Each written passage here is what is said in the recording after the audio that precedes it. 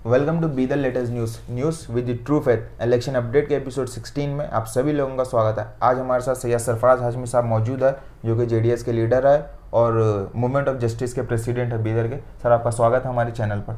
जी शुक्रिया तब्रेज़।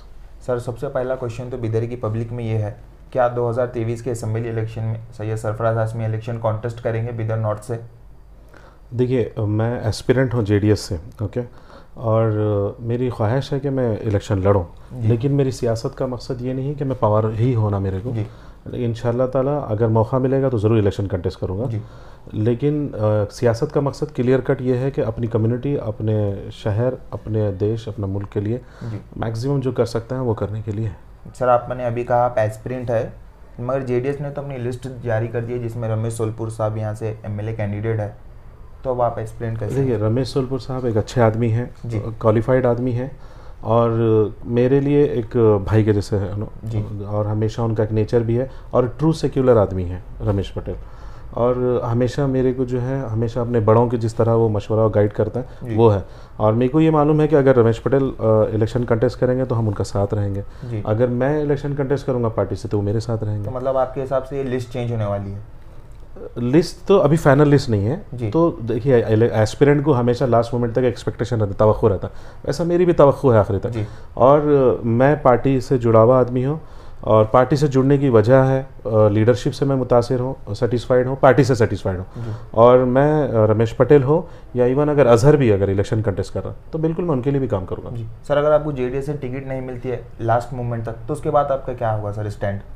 वो तो मैं उसके बाद ही बोलूँगा ना, अभी तक तो मैं तवक्को रख रहा हूँ और उसके बाद अगर मेरे को टिकट नहीं मिलता, जिसको टिकट मिलेगा इंशाअल्लाह मैं उसके लिए काम करूँगा, और मेरे लिए टिकट मिलेगा तो मेरा यह मानना है कि वो लोग मेरे लिए काम करेंगे। जी सर, जैसा कि बिदर में कुछ दिनों से एमएलए रहीम खान को लेकर ये अफवाह है कि एमएलए साहब के जो फॉलोअर्स है वो कह रहे हैं कि एमएलए साहब के जो एमएलए साहब है उनके सामने कोई भी कांग्रेस में लीडर नहीं बचा है जो उनसे कॉम्परेटिव कर सके।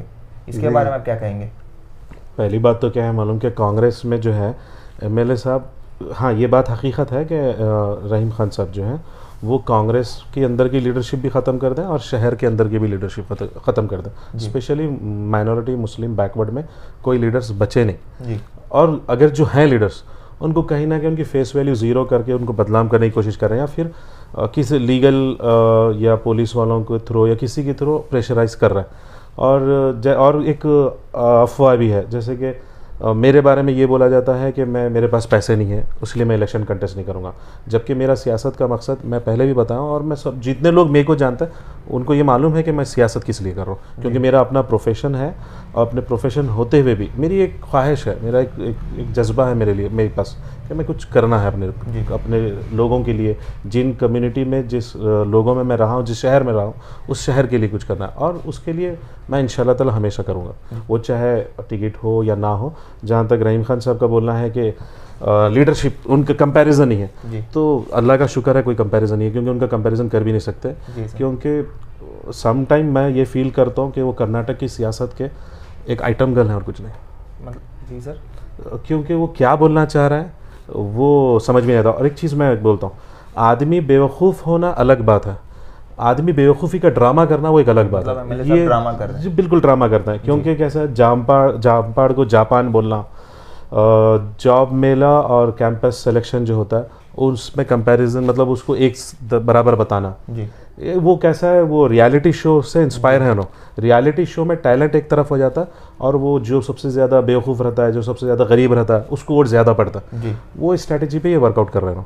तो सर, जो एमएलए साहब हैं उन्होंने एक पब्लिक मीटिंग में ये कहा था, जो मरहूम सैयद जुल्फ़िकार हाशमी साहब थे जो बिदर के एमएलए थे, उनके बारे में ये कहा कि अगर वो उनके अपोजिट ठहरते तो 4 से 5 हज़ार वोट लेते थे।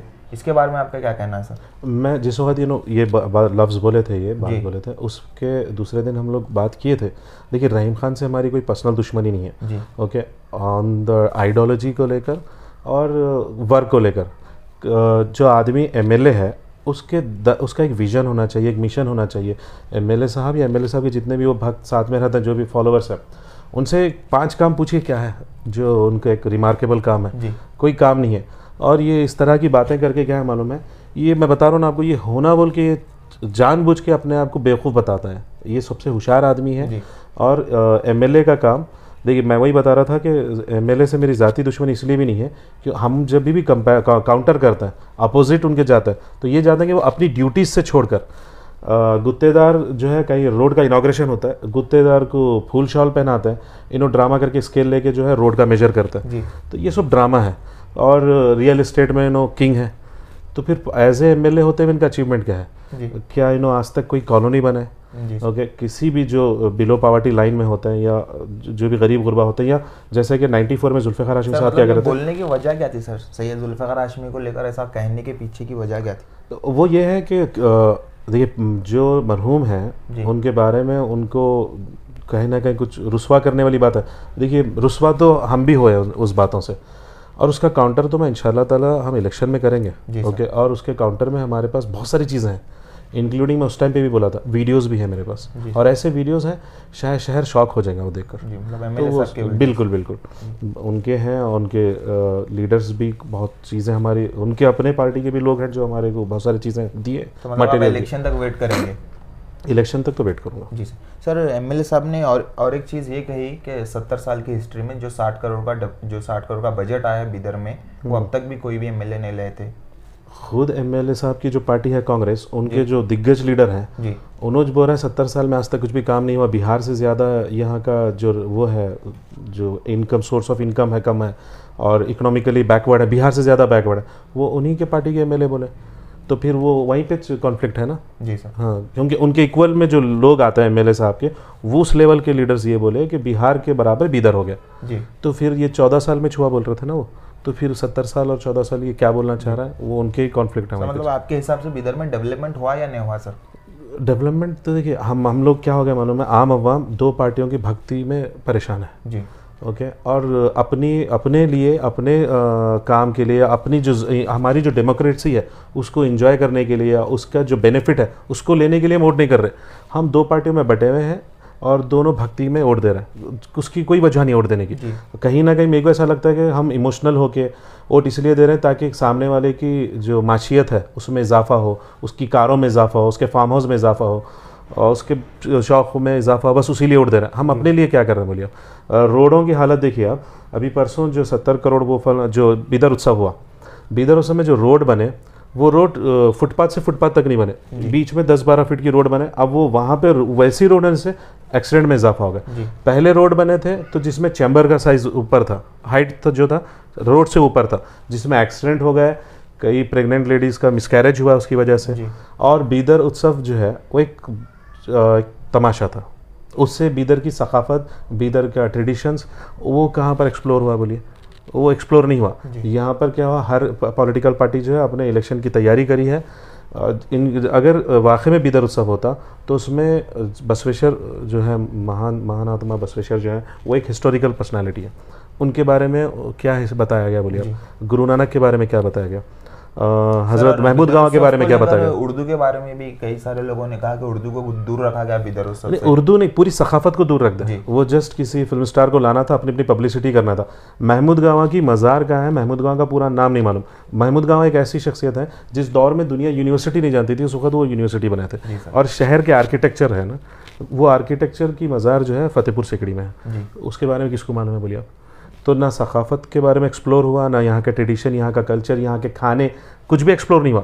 बस अपनी मनमानी हुई, और उसके पीछे बहुत बड़ा घोटाला है, करोड़्स ऑफ रुपीस खाने के पीछे थे। मतलब कौन का सर ये crores of rupees?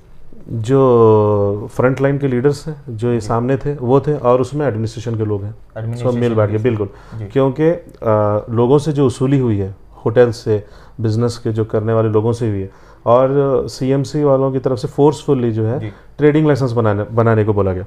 Trading licence जबकि मार्च में एक्सपायर होता है जी सर, जो भी ट्रेडिंग लाइसेंस होता है वो मार्च में एक्सपायर होता है। सिर्फ 2 महीने के लिए, एक ऐसे हालात में जब हम 2 साल 2.5 साल तक तो लोग कारोबार नहीं करें, उस हालात में आके सिर्फ 2 महीने के लिए वो कंप्लीट फीस पे करके ट्रेडिंग लाइसेंस बनाना, तो लोगों को फोर्स करके इंजॉय करने को बोले, ऐसी बात हो गई है जी सर। सर एक और क्वेश्चन था एमएलए साहब को, जब अनएम्प्लॉयमेंट के बारे में पूछा गया, उन्होंने कहा कि वो 13 साल से जॉब फेयर करा रहे हैं और 18,000 जो बेरोजगार नौजवान है बिदर के, उनको नौकरी दी है। क्या आपको लगता है कि बिदर में 18,000 अनएम्प्लॉयमेंट को नौकरी मिली है? नहीं, मैं बोलूँ नहीं, उनको भी मालूम है नौकरी नहीं दी बोल के। 13,000 बोले, 18,000 18,000 में मेरे को जहाँ तक मालूम है 18 लोगों को दिए होंगे जी जो उनके साथ आजू बाजू रहते हैं, वही रोज़गार में है। जी उससे पहले उनका कोई था नहीं और उनके बाद भी उन्होंने अनएम्प्लॉयड हो जाता। जी वो एक 17-18 लोग हैं जिनका मैं नाम जानता हूँ, एमएलए साहब नहीं जानते होंगे लेकिन मैं जानता हूँ। गुत्तेदारी करके चिट्टा के नाले में मछलियाँ पाल के पैसे कमाए हैं वो लोग। जी उनके नाम भी बोलता हूँ मैं आपको अगर ज़रूरत पड़ेगी तो वो है। और सीएमसी के ऑफिसर्स के साथ मिलके जो है चिट्टा के नाले में, आप कहीं सुने चिट्टा में जो नाला है वहाँ पे मछलियाँ पाले सो हैं। ओके, नोटरी के ऊपर ज़मीनों को हड़प, जो भी नोटरी, देखिए अवाम जो है मासूम है, स्पेशली बीदर थोड़ा सा एजुकेशनली इस पर मुस्लिम कम्युनिटी थोड़ा सा बैकवर्ड है। तो लोगों को मालूम नहीं रजिस्ट्री और नोटरी में डिफरेंस क्या होता। लोग बेचारे पूरे पैसे दे के नोटरी करे सो हैं और वो नोटरी जो लिए हैं लोग, उनकी प्रॉपर्टी पे कब्जा, जो एमएलए साहब के जो एम्प्लॉयड लोग हैं ना भक्त, वो लोग कब्जा करे सो। मतलब कौन है सर ये एम्प्लॉय जो प्रॉपर्टी पर कब्जा कर रहे हैं एमएलए साहब? अनएम्प्लॉयड लोग जो थे, जिनको एम्प्लॉय करे एमएलए साहब। कौन है सर जिसको ये मिला सर एमएलए साहब की तरफ? वो ओपन सीक्रेट है, ज़रूरत पड़ने पे नाम के साथ बोलता हूँ, लेकिन है जो गुत्तेदारी कर रहे हैं। ऑल ऑफ अ सडन जो है बोरवेल जो है एक ही शहर में बोरवेल हो रहा है और बोरवेल में जो है ख़ास तौर पे 3-4 साल तक जो था बोरवेल की परमिशन को रोका गया जी, और रोक कर जो है बोरवेल को एक्स्ट्रा पैसों में डालने लगे। जहाँ पर पूरी बोरवेल विथ मोटर 50-60 हज़ार में बैठने की थी, वो 3-4 लाख तक चले गए। तो कौन मारे बोरवेल? वो एमएलए साहब के साथ जो रहने वाले लोग हैं वही बोरवेल की गुत्तेदारी करा और वो उनको एम्प्लॉयड करने के लिए पूरी अवाम को, पूरे शहर को परेशान मतलब आप बोलना ये चाह रहे हैं कि जो एमएलए साहब के साथ है वो उन्हीं को सारे कॉन्ट्रैक्ट देते हैं और एमएलए साहब उनको सामने रखे, खुद गुत्तेदारी एमएलए साहब ही करता है। एमएलए साहब बीदर में पूरा रियल एस्टेट एमएलए साहब करते हैं, बीदर में पूरी गुत्तेदारी एमएलए साहब करते हैं। बोरवेल की परमिशन को रोक के इलीगली बोरवेल मारने इन्हों लगाता है जी। सर जब एमएलए साहब ये सब कर रहे हैं तो सीएमसी की बॉडी बनाने क्यों नहीं सक रहे? सीएमसी बॉडी देखिए इनकी मंशा नहीं है बनाने की, क्योंकि आजकल एक ट्रेंड चल रहा है। अब एमएलए साहब जो है 12-13 साल हो गया एमएलए होके, उसमें सिर्फ एक ही सीएमसी इलेक्शन हुआ है। पिछले 5-6 साल से सीएमसी की बॉडी नहीं है, जेडपी इलेक्शन नहीं हुए, टीपी इलेक्शन नहीं हुए, ताकि कोई लीडर आना नहीं, कोई इनके बराबरी में रहना नहीं। एक स्टेज है, एक स्टेज पे एक इनोग रहता है, एक जो भी दूसरी रूलिंग पार्टी या दूसरी बड़ी पॉलिटिकल पार्टी रहते हैं उनके 1-2 लीडर रहते हैं, ख़त्म। तीसरा कोई नया आदमी आना नहीं, बस ये लोग हैं। और ये सब क्या है मालूम है, ये बीदर की सियासत एक्चुअली मैं बोला आपको टॉम एंड जेरी का कार्टून है। टॉम एंड जेरी का cartoon, just for sake of entertainment. देखो आप, मतलब टॉम कौन है और जेरी कौन है सर? बीजेपी और कांग्रेस जी इंटरटेनमेंट के लिए है बस। एंड ऑफ द डे दोनों मिलके जो है अपना खाना खा रहा है, सिर्फ पब्लिक को दिखा रहे हैं हम लड़ रहे हैं बोल के, सो मिल बांट के खा रहे हैं। जी सर। सर कई सारे बीदर की पब्लिक का कहना है जब जेडीएस की टिकट लिस्ट फाइनल नहीं हुई थी, जब सरफराज हाशमी साहब बहुत एक्टिव थे, चाहे वो CAA का प्रोटेस्ट हो, NRC का प्रोटेस्ट हो, हिजाब का मसला हो, जब लिस्ट आने के बाद सरफराज हाशमी को क्या होगा कि वो एक्टिव नजर नहीं आ रहे हैं, अवाम के बीच में नहीं आ रहे हैं? नहीं, मसला रहा तो मैं फिर आता हूँ मसला भी नहीं हुआ ना, मतलब लेकिन हाल में मैं हम लोग जब भी शहर में इशू रहेगा शहर के लिए, शहर के लोगों के लिए, तो हम रहेंगे जब तक अल्लाह हमको सेहत दिया हुआ है, जब तक हमारी नीयत साफ है इंशाल्लाह ताला हम हमेशा रहेंगे। और हाल में हम लोग जो है सीएमसी को लॉक डालने की कोशिश में हम लोग प्रोटेस्ट किए, भूख हड़ताल पे बैठा था मैं ये बॉडी को लेकर सीएमसी की, तो एक्टिव तो हैं। अब वो एमएलए साहब जो हैं वो उनके लोग या उनके जो भी फेवर के मीडिया वाले हैं वो चीज़ें शायद मेरे खिलाफ नेगेटिव बता रहे होंगे या मैं हूँ नहीं बोल के, लेकिन मैं हूँ। सर मेलाद का जो प्रोसेशन होता था हर साल, इस साल नहीं होने की वजह क्या थी सर? इस साल नहीं होने की वजह क्या थी मालूम है कि ये जो बीदर एमएलए रहीम खान है, मैं असल में इनका नाम घड़ी लेना भी नहीं चाह रहा, पर अब आप पूछ रहे हैं मैं ले रहा हूँ। देखिए हमारा शहर जो हमारी सकाफ़त है, जो हमारा यहाँ का ट्रेडिशन, हमारा कल्चर जो है, ये गंगा जमुना जो बोलते हैं ना, वो गंगा जमुना बोलते नहीं, हम लोग उस पर बिलीव करते हैं, हम एक्चुअली प्रैक्टिकली उसको प्रैक्टिस करते हैं जी सर रियल लाइफ में। और हमारा कोई भी फेस्टिवल एक दूसरे के ख़िलाफ़ नहीं होता। ओके, गणेश विसर्जन होता है तो वो मुस्लिम एरिया से जाता है, मुस्लिम लोग उनका वेलकम करता है। और अम्बेडकर जयंती के टाइम पे वो जो प्रोसेशन होता है वो मुस्लिम एरिया से जाता है, तो उनके साथ पानी पिलाते हैं, वो करते हैं, ये सब एक दूसरे के साथ। मेलाद का भी जो है हिंदू मुस्लिम एक दूसरे के खिलाफ नहीं होता जी, वो एक अपना रहता प्रोसेशन रहता, वो साथ में होता। इस बार रहीम खान साहब जो है जो कमेटी को इन्फ्लुएंस करके मैनिपुलेट करके क्या करे उसको रोके, क्योंकि शायद उनको इलेक्शन में शायद बेनिफिट नहीं लगा, आने वाले इलेक्शन नज़दीक है उसमें बेनिफिट नहीं हुआ बोल के मैनिपुलेट करके उसको जुलूस को नहीं होने दिए। उस जुलूस नहीं होने से हमारा शहर बदनाम हो गया, हम लोगों में ये मैसेज चले गया कि हिंदू और मुसलमान एक दूसरे के खिलाफ है, जबकि हमारा ऐसा कोई रिकॉर्ड नहीं है।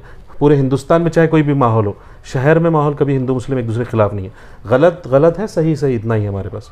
सर, और एमएलए साहब अपने पॉलिटिकल बेनिफिट के लिए पूरे शहर को बदनाम कर दिए। और उस टाइम पे मैं गवाह हूँ, कई बीजेपी के हो या लिंगायत लीडर्स हो, कम्युनिटी लीडर्स हो, उन्होंने कहा कि मत कैंसिल करो, ये हमारे शहर का ट्रेडिशन से जुड़ा हुआ चीज़ है, हम आपके साथ रहते हैं, आप जुलूस निकालो। उसके बावजूद एमएलए साहब उसको कैंसिल करें। सर, जब एमएलए साहब से पूछा गया मेलाद को लेकर तो उन्होंने कहा कि मेलाद की कमेटी डिनाई करी, मैं थोड़ी ना बोला ना। मेलाद की कमेटी को उन्होंने इन्फ्लुएंस करे हैं, उनको इन्फ्लुएंस करें, क्योंकि उस वक्त एमएलए साहब के लोग थे। अब अगर मेलाद की कमेटी इतनी कमजोर है, किसके भी इन्फ्लुएंस पे आ जाएगी सर?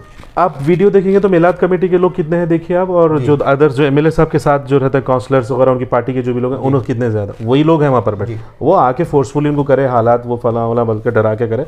तो और डिनाई एडमिनिस्ट्रेशन नहीं करा, एडमिनिस्ट्रेशन डिनाई नहीं करा, कमेटी के थ्रू जो है एमएलए साहब अपनी बात मनवाए। सर, जब ये मेलाद की कमेटी डिनाई करी तो आपका स्टैंड कराने में था या फिर उनके साथ का सपोर्ट? नहीं, हम लोग क्या करें, इमीडिएटली जाके हम लोग जो है एसपी साहब से, डीएसपी साहब से मिले जी। तो उन्होंने बोले कि आपकी कमेटी जो है जुलूस नहीं निकालना चाहिए, और हम इंस्टेंट किसी और को परमिशन देने की उस कंडीशन में है नहीं जी, क्योंकि हम लोग शायद जाने तक 8-9 बज गए थे, तो फिर हम लोग वो इरादा छोड़ दिया जी। सर, एक और क्वेश्चन था एमएलए साहब को लेकर कि बिदर डिस्ट्रिक्ट में जितना डेवलपमेंट काम हुआ डिस्ट्रिक्ट में, कोई भी डिस्ट्रिक्ट में काम नहीं हुआ, तो ऐसा क्या क्या डेवलपमेंट काम हुआ सर आपके हिसाब से? एमएलए साहब बिदर कॉन्स्टिट्यूंसी के एमएलए या डिस्ट्रिक्ट के एमएलए, मेरे को नहीं मालूम, मैं बता रहा हूँ ना। वीडियो में कहा उन्होंने कि डिस्ट्रिक्ट में जितना काम हुआ जी, हो सकता है उसमें बंडप्पा कासिमपुर साहब का जिक्र कर रहे हैं, मतलब बंडप्पा कासिमपुर साहब डेवलपमेंट। सर, जो बिदर की प्रेजेंट जो मौजूदा सियासत है उसके बारे में आपका क्या कहना है कि सियासत ऐसे ही मौजूद रहेगी या इसमें कुछ चेंजेस आएंगे आपके हिसाब से? बीदर की मौजूदा सियासत जो है, लोगों को बेवकूफ़ बनाया जा रहा है पिछले 3-4 बार से, यानी कि 12-13 साल से जो है बेवकूफ़ बनाया जा रहा है, लेकिन लोग हर बार बेवकूफ़ बनना ज़रूरी नहीं है। और जो डेवलपमेंट या फिर मौजूदा सियासत को लाकर कहीं ना कहीं ये बताया गया है कि गणेश विसर्जन में नाचना ही एमएलए का काम होता है, या फिर शादियों में आना, या फिर मैयतों में आके सियासत करना, या हाजियों को छोड़ने पे या हाजियों को लेके सियासत करना। जैसा कि पिछली बार ये हुआ कि हाजियों को जो था ट्रेन टिकट बुक थे, उनको ना होते हुए इनका नाम होने के लिए हाजियों को बस से ले जाया गया, जहाँ पर गुलबर्गा में खाने के लिए 2-4 घंटे रह गया, ताकि सबको पता होना एमएलए से। तो एमएलए साहब क्या अपने इलेक्शन कैंपेनिंग के लिए हर एक को फ़ायदा उठाए। यहाँ तक कि मैं आपको बताता हूँ कि पानी का हर धूपकाले में क्या होता है, तमाशा होता है। तमाशा ये होता है कि गाड़ी लगा के जो है एमएलए साहब की फ़ोटो होती मुस्कुराते हुई, और वो फ़ोटो लेकर जो है वो गाड़ी फिरती पानी देते हैं। और मैं जब से मैं छोटा हूँ अब तक देखो, हमारे पास यहाँ पे औरतें कभी भी जो है कुछ लोग कॉर्नर पे अगर ठहरे हुए हैं तो वो औरतें अपना रास्ता बदलता है। वैसे शहर में एक पानी की टैंकर आई तो पानी कौन लेगा बोलिए आप? सिर्फ महज अपनी पब्लिसिटी के लिए जो है टैंकर को अपनी फ़ोटो लगा के फिरता है। 94 में, 95 में, 96 में से लेकर 99 तक भी पानी का किल्लत हुई, और हर बार होती है। उस वक्त जब पानी की किल्लत होती थी, उस वक्त जुल्फ़िकार हाशमी का दौर इख्तिदार था, उस वक्त ये होता था कि जनवाड़े से या जिस जगह पे पानी होता वहाँ से टैंकर में पानी मंगाया जाता और जनवाड़े की टाँकी में डाला जाता पानी। ये जनवाड़ा रोड पे जो पानी की टैंक है, उस टैंक में पानी भरा जाता। हफ्ते में 7 दिन के बजाय 3 दिन नल खोला जाता, जिससे हर घर में पानी आता। उस कॉन्सेप्ट को, उस तरीक़ेकार को बदल कर जो है अपनी महज पब्लिसिटी के लिए पूरे लोगों को रुस्वा बेपर्दा किया जा रहा है। तो ये एमएलए साहब की गंदी सियासत है, और हर बार बेवकूफ़ बनाना मुमकिन नहीं है। इस बार मैं आपको चैलेंज के साथ बोलता हूँ, शायद एमएलए साहब 5000 वोट के लिए तरसेंगे इस बार। मतलब आप चैलेंज करेंगे? मैं बोल रहा हूँ ना आपको, अवाम इतनी बेवकूफ़ नहीं है, अवाम की मासूमियत का फ़ायदा उठा जा रहा, लेकिन इस बार अवाम अवेयर हो गई है।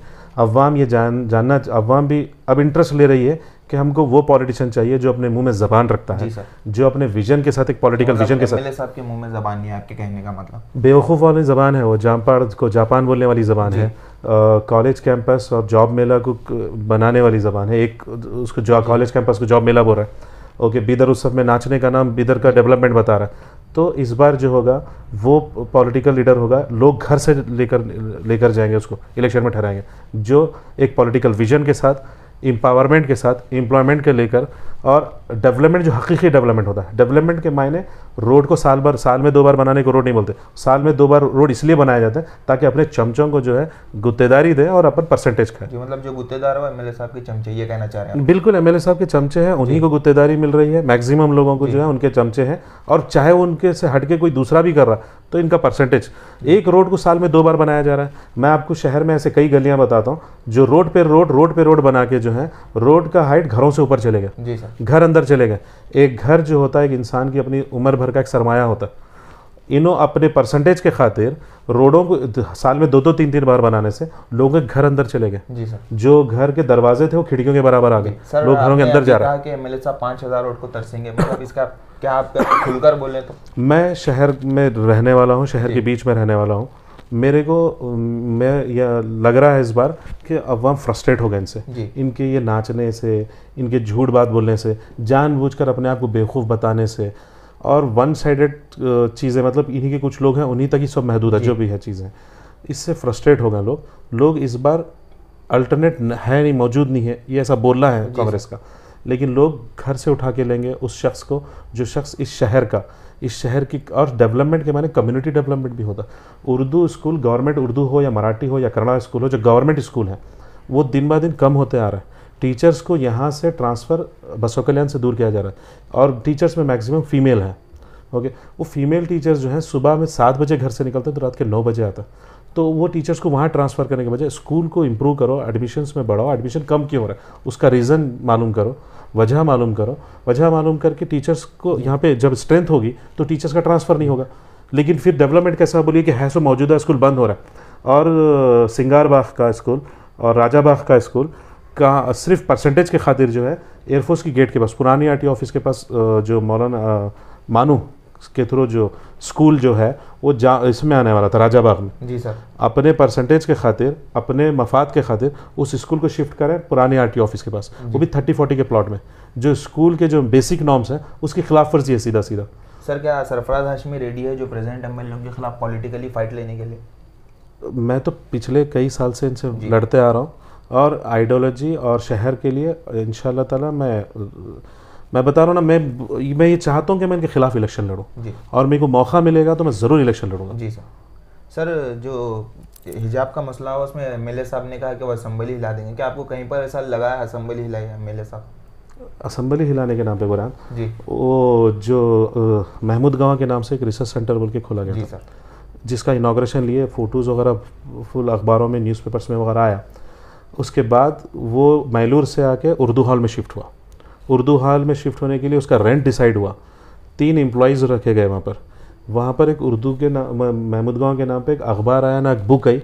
उन 3 लोगों को जिनको नौकरी पे रखा गया था उनको 3 साल तक तनख्वाह नहीं दी, उर्दू हॉल को 1 रुपया किराया नहीं गया।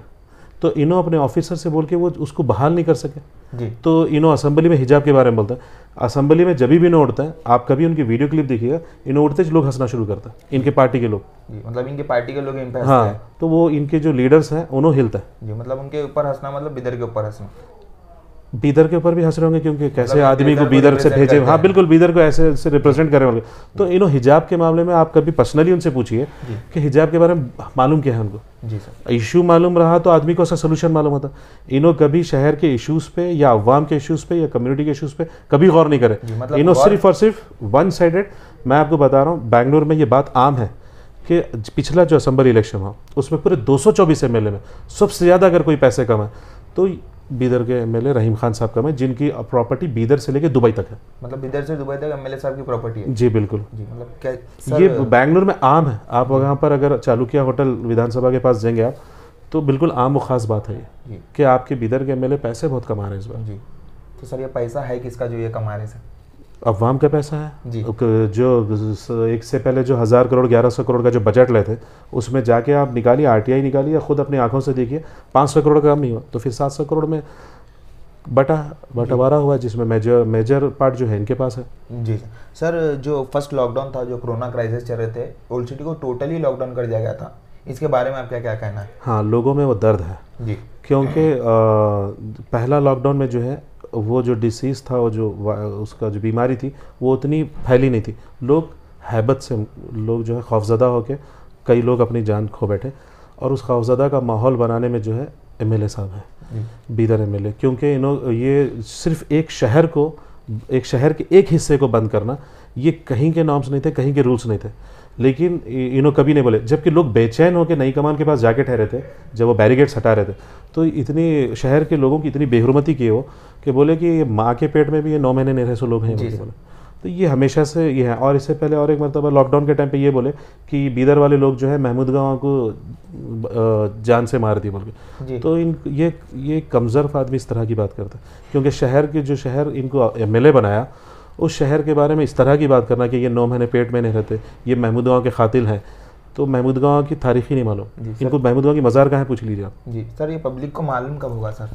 क्या फिर पब्लिक जानबूझकर भी एमएलए साहब वो दर्द, लॉकडाउन का दर्द लोगों में जिंदा है जी, और लॉकडाउन का दर्द लोगों में इंशाल्लाह ताला वोट के दिन जरूर निकल कर आएगा। जी सर, एक लास्ट क्वेश्चन था, अगर जेडीएस से क्या सरफराज हाशमी को टिकट नहीं मिलेगा तो भी वो एमएलए कॉन्टेस्ट करेंगे और फाइट करेंगे? देखिए, मेरे साथ जो रहने वाले मेरे दोस्त अहबाब जो है या जो मेरे से बड़े एज के हैं, वो मेरे से उम्मीद रखे जी सर कि मतलब उनको लगता है कि मैं शायद कुछ करूँगा। ओके, वो शायद मेरे विजन से मुतासिर होंगे या मेरी आइडियोलॉजी से मुतासिर होंगे, या मैं जो भी चीज़ें मैं जो चाहता हूँ कि एग्जीक्यूट करूँ वो शायद उससे मुतासिर होंगे, इसलिए वो मेरे को चाहते हैं कि मैं इलेक्शन में मेरे को देखें इलेक्शन लड़ते हुए। और कई लोग हैं, मैं अभी भी बताता हूँ, मेरे से शायद उम्र के छोटे हैं, वो मेरे को घर तक आके बोले कि मैं आपको मेरी तरफ से 2 लाख देता हूँ सरफराज भाई, आप इलेक्शन में ठहरना। तो ऐसे बहुत सारे लोग हैं, उनकी ख्वाहिशात हैं, उनके जज्बात हैं। इंशाल्लाह ताला मैं उनसे मशवरा तो करूँगा जी। तो मतलब आप इलेक्शन फाइट करेंगे या नहीं करेंगे? मेरी इंडिविजुअल, देखिए मैं सियासत में इलेक्शन, स्ट्रेट क्वेश्चन है सर, स्ट्रेट मैं आपको बताता हूँ, मैं बताता हूँ आपको। मैं बीदर आया था एडवोकेट के कोर्ट में प्रैक्टिस करने के लिए। लोग मेरे को घर से लेके आके बोले कि ये इश्यूज़ है, रहो बोल के। अब मेरे अंदर वो ख्वाहिश भी थी, वो जज्बात भी थे, तो मैं आया था। जो मेरे को चाहने वाले हैं वो लोग मेरे को अगर इलेक्शन लड़ने को बोलेंगे मैं इलेक्शन लड़ूंगा। वो लोग बोलेंगे कि मौजूदा सियासी हालात जो है उसी के तुम भी हालात के बराबर ही चलो, तो शायद मैं वैसा भी करूँ। मतलब क्योंकि जो मेरे को चाहने वाले हैं मैं उन्हीं के भरोसे। तो आपके चाहने वाले जो बोलेंगे आप वो सुनेंगे? मेरे बड़े, मेरे छोटे, मेरे साथ के जो दोस्त अहबाब हैं उनकी बात को मैं ज़रूर मानूंगा। जी सर, थैंक यू। तो जैसा कि आप सभी लोगों ने सुना, सरफराज हाशमी साहब हमारे साथ मौजूद थे। अगर आपको सरफराज हाशमी साहब से कुछ भी क्वेश्चन पूछना रहा तो हमारे कमेंट सेक्शन में लिख सकते हैं। और इन्होंने लास्ट में एक मैसेज दिया है कि अगर इनके चाहने वाले कहें तो ये इलेक्शन लड़ेंगे।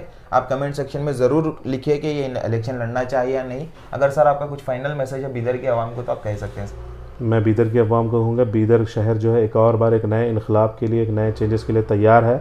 और इंशाल्लाह ताला इनकलाब आएगा, हालात बदलेंगे और हम जिंदा रहते हुए हमारे सामने बदलेंगे। और इंशाल्लाह वो बदलते हुए हालात के ज़िम्मेदार हम भी होंगे, हम अपने हाथों से बदलेंगे इंशाल्लाह। Thank you for Bidar latest.